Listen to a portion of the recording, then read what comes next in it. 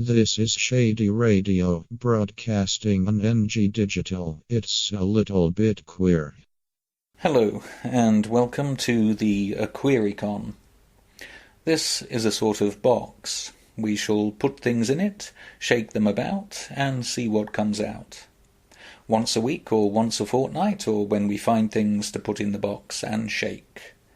When we put things in this box and shake them about, they will make noises, and that's basically what you'll be hearing.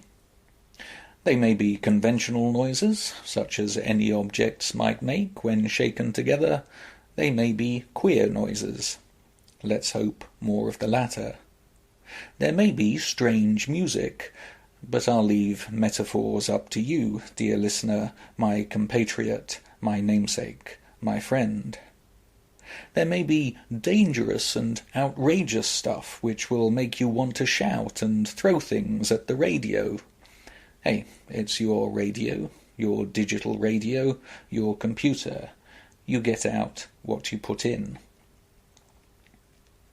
So things shall come from various angles, shall come toward this box from the world at large, as they do in everybody's lives, whatever's kicking off or whoever's knocking about in this neck of the woods. And as they collide together, they'll have various resonances for the queer souls about town.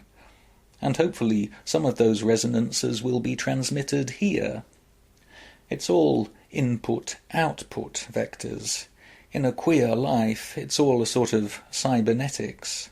So that's what I'm doing here. This radio is a thing, speaking, a thing in your world, speaking of what it is subject to. It's inevitable. It's cybernetics on this alternative radio. Cybernetics is not just robots like the Cybermen on Doctor Who. Cybermen, cyberwomen, cybertrans, cyber non-binary. Cybernetics is about systems and our place in systems. Awareness of cybernetics may be a queer subject. Queer and LGBT people may be more constrained than normal by things and the laws they enact, may more easily notice abstract systems as real and embodied.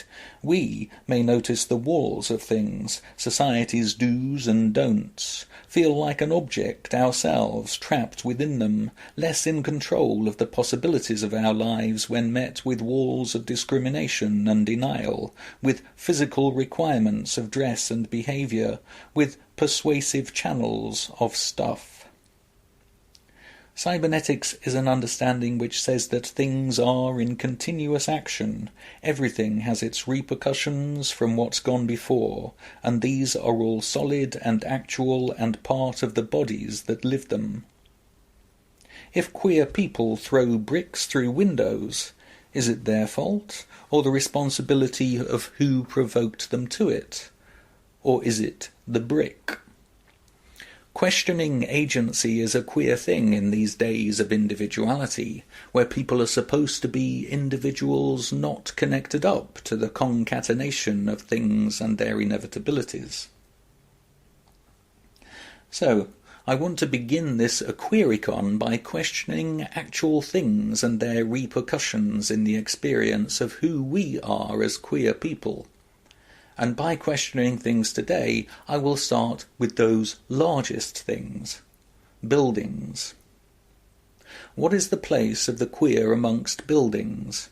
The actual place, the concrete place, the social place, the psychological place. The place of the queer changes through time. Sometimes the queer is embraced, sometimes the queer is rejected. Sometimes the queer is at the centre.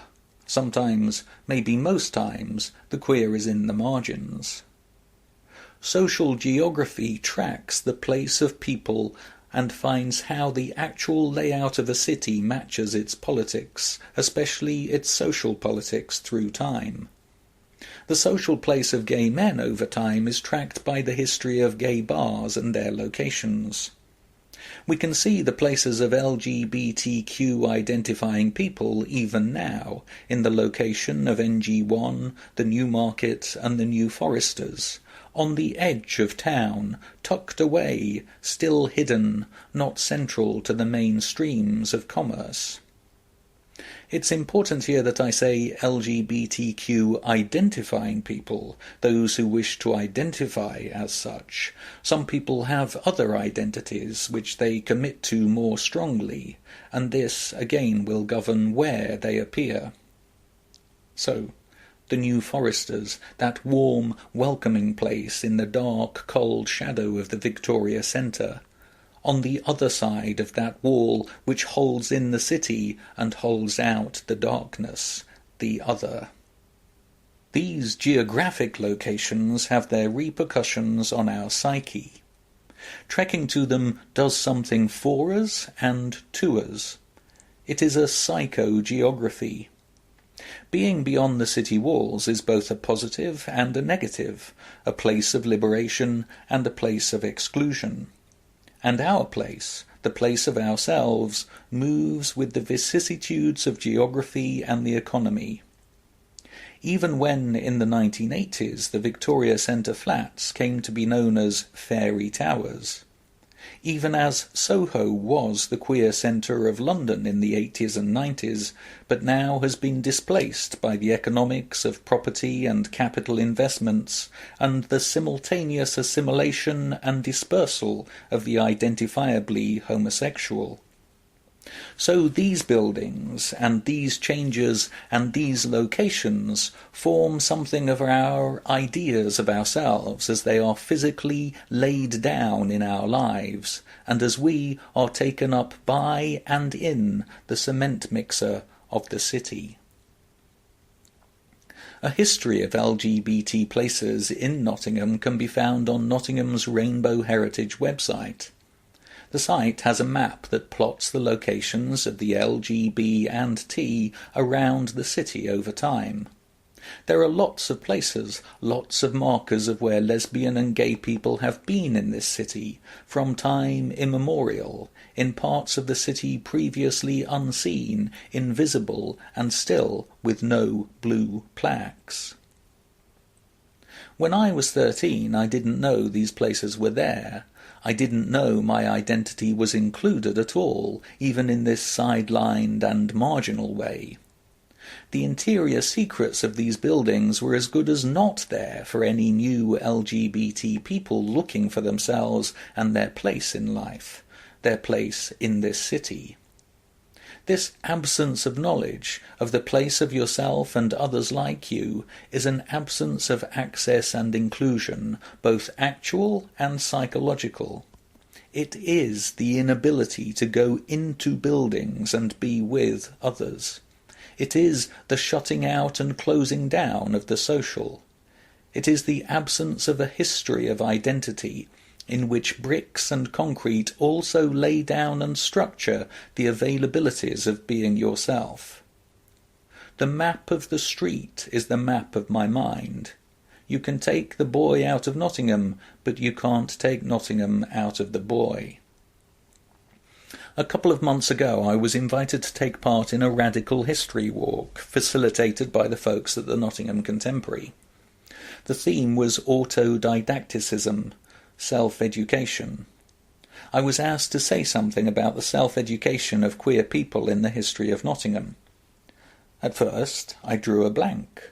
Where were queer people in the history of Nottingham, and how did they educate themselves about themselves, or what sort of education did they receive? I began to think of how myself was educated and formed and constructed by the buildings and corridors of this city, and my place amongst them.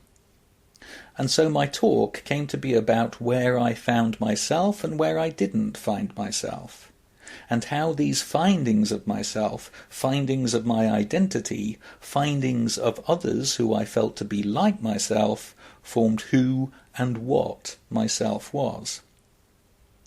When I was 13, I rattled about the streets of Nottingham, seeing closed doors everywhere, seeing heterosexual doors everywhere, seeing a purely heterosexual architecture in schools and churches and offices, in facilities for reproduction, pubs, and in facilities for nuclear families, houses, and in the assignations of hotels.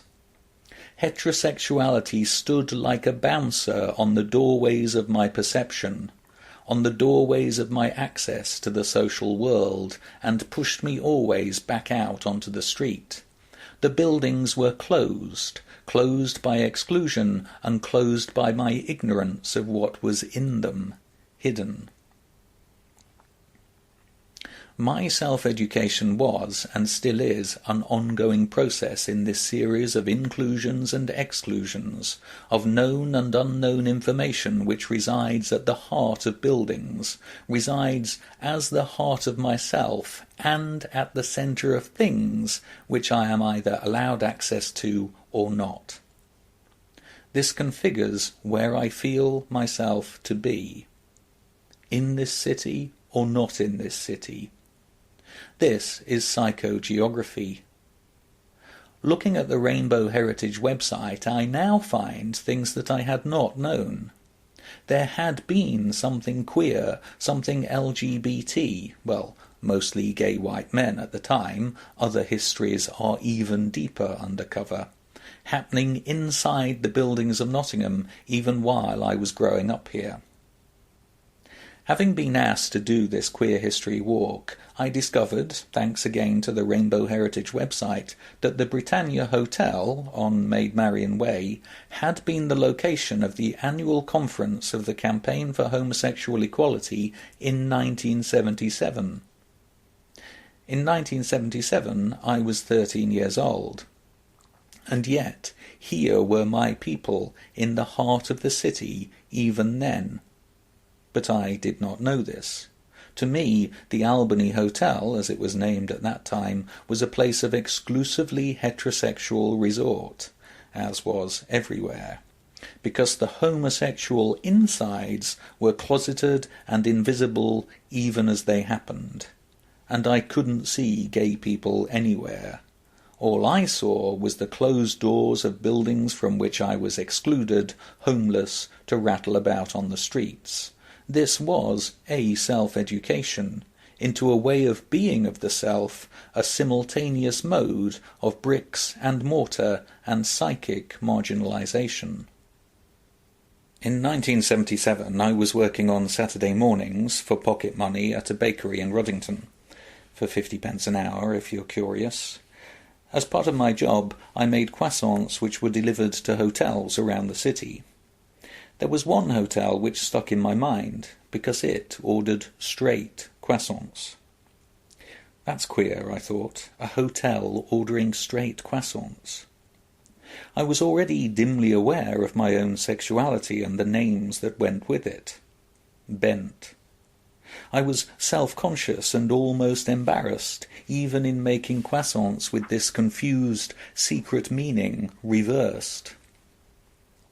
Because of my growing feelings of difference, when something different came up, it resonated for me, seemed to be sending me a message. The straight croissants were ordered by the Black Boy Inn, another marker of difference. Here I was, a white boy sending straight croissants to the Black Boy Inn. Something strange was happening in the things around me. I was aware of difference, of this other boy, the black boy whose very difference had some dangerous resonance, because I too was different. This was 1977. And I knew too dimly, thanks to my education at the West Bridgford Comprehensive School, about the Algerian War of Independence and the place of croissants in colonial history, and who was right and who was wrong. Everything was speaking and incoherent and queer and painful. Buildings spoke to me, croissants were speaking to me. Things were the dictation of my life.